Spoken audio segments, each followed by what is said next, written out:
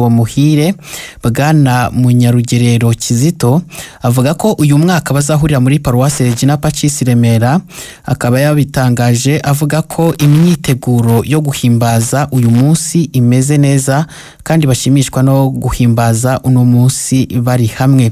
Ni mu kiganiro yagiranye na Estache Sabyimana. Umunsi mukuru rero twarabiteguye rwose, tugira nyine umwihariko muri ihuriro ryacu yuko umunsi mukuru tuwiziriza hamwe. Ubwo rero muri uyu mwaka abavandimwe bo muri Paruwasi ya Regina Pacis nabo bawuteguye. Kikaba ari igikorwa batangira rwose mu kwezi kwa mbere bitegura, bagenda basura buri rugo bakakorera isengesho, noneho bagatangira bakusanya n'inkunga yo gutegura umunsi mukuru, ku buryo rwose bijya kugera ku munsi mukuru navuga imyiteguro rwose igeze kure, navuga ko rwose igeze ahantu heza. Ubwo rero tugira n'igihe cyo kwitegura dukora noveni, tugira noveni muhirano wa leta dutangira ku itariki 22 z'ukwezi kwa 11. Yego. Tukaba nayo tuyisoza uyu munsi ku itariki 30 z'ukwa 11. Twiteguye neza rwose, tukaba twishimiye kwizihiza umunsi mukuru muhirano wa leta turi kumwe nk'abavandimwe muri amaparasi yose mu byishimo, twishimira umuhirano wa leta waduhuje. Noneho guhurira hamwe nk'ihuriro ry'iyo miryango remezo mubona bibamariye iki?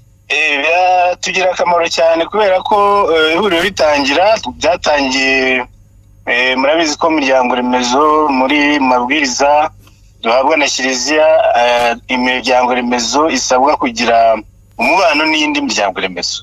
Nawe rero byatangiriye, noneho tugirana imibano, bigenda twatangiranye n'amaparuwasi make agenda yiyongera, buri mwaka tukagenda twunguka. Icyo bitumarira rero ni iki? Icyo bitumarira ni uko yenda nk'urugero ku bavandimwe baduteguriye uyu munsi mukuru muri uyu mwaka, nakubwira ko ari ubwa mbere bagiye kwizihiza uwo munsi. Ni ubwa mbere, ni nk'aho babitwigiyeho, ntabwo bo bari babizi cyangwa ntibabyitagaho. Icyo rero kikaba ari ikintu cyiza, iyo mwahuye n'abandi hari ibintu ushobora kubigiraho. Noneho rero hakaba noneho nuko duhura, hari igihe duhura tugasangira inyigisho, twateguye inyigisho tukazisangira twese, ku buryo usanga nyine hari bikozwe n'umuryango remezo umwe ukabona ko batanabishobora, ariko iyo tubikoreye hamwe usanga twese dufatikanya, noneho ibyo ngibyo bigashoboka. Hanyuma dufatanya nyine mu rugendo rwo kwitagatifuza nk'abavandimwe, tukifatanya muri iryo sengesho, cyane cyane iyo noveni dukorera hamwe, tugashishikariza abakristu gusengera mu miryango remezo.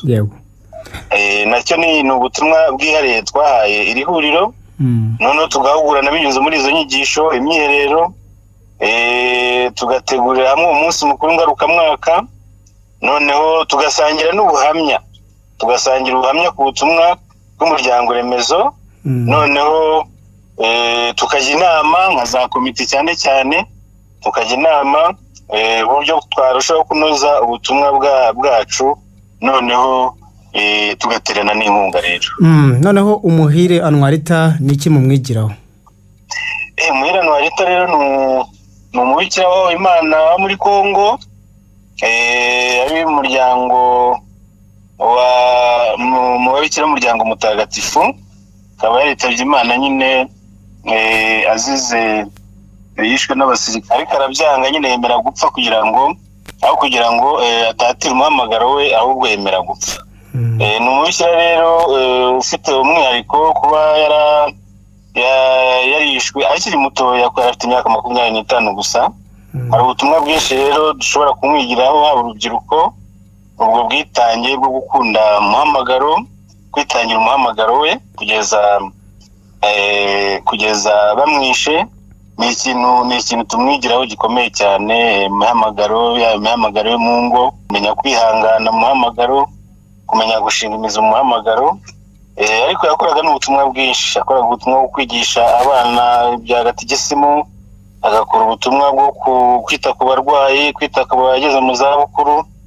Yakoraga ubutumwa bwinshi cyane rero, ku buryo ari nabyo dushobora kubimwigiraho, tukamwigana cyane cyane mu muryango remezo, yari afite indangagaciro nyinshi cyane, kwicisha bugufi, yakundaga kwicisha bugufi cyane, gusaba imbabazi, yateshutse wenda agakora ikosa cyane cyane abo babana agaca bugufi akabasaba imbabazi.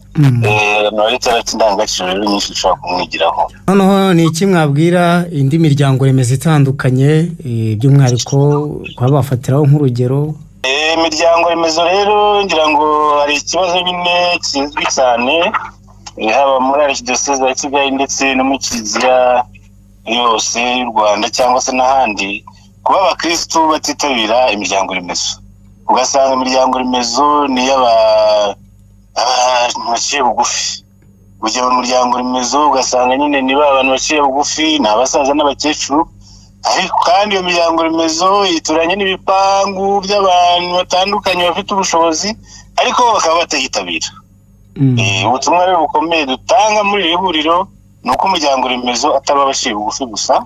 Umuryango remezo ni Kiliziya nto, umuryango remezo ni irerero ry'ubukristo. Tukaba rero dushishikariza abakristo bose gatolika kwitabira umuryango remezo. Cyane cyane harimo ubutumwa bukomeye cyane bwo kuba usangiza ingabire Nyagasani yaguhaye akazisangiza abandi. Iyo rero kujya kuba umukristo gusenga ku cyumweru gusa ukagenda ukajya mu misa warangiza ugataha, hari byinshi cyane udasangira n'abandi, hari byinshi cyane nawe utamenya, noneho ugasanga ubukristo bwawe ntabwo butera imbere. Turashishikariza rero abakristo gatolika rwose kujya bitabira imiryango remezo. Niyo Kiliziya ntoya, imiryango remezo muzi yuko ibirimo abana, twigisha abana bacu tukabarera gikristo. Harimo urubyiruko rwacu nabo tukarwigisha, rukarera kuzamuka gikristo no kwirinda ingeso mbi zihari nyinshi cyane muri iki gihe turimo. Noneho ingo zacu, abashakanye nabo mu muryango remezo bashobora kuhigira kubana neza, kubana mu mahoro, kubana gikristo mu rugo. Noneho umuryango remezo kuko ukarushaho kuba ishingiro rya Kiliziya, ishingiro ry'ubuzima bwa gikristo bwuzuye. Noneho tugana ku musozo, ni ubuhe butumwa mugenera abaduteze amatwi hirya no hino? Abaduteze amatwi, yenda hari indi miryango remezo myinshi twaba tutaramenyana, yaragira umwirano wa Rita. Nagira ngo mbifurize rwose umunsi mwiza, umwirano wa Rita tuzizize ejo. Hanyuma rero mbasaba ko twakomeza nyine gusabira umwirano wa Rita, dore ko ataragera nyine kuri rwa rwego rw'ubutagatifu, nirwo rwego ngira ngo rusigaye. Twese tukifatanya tugakomeza kumusabira kugira ngo niyo ntambwe yo isigaye nayo abe yayigeraho. Kizito, murakoze cyane, muzagira umunsi mukuru mwiza. Namwe murakoze cyane.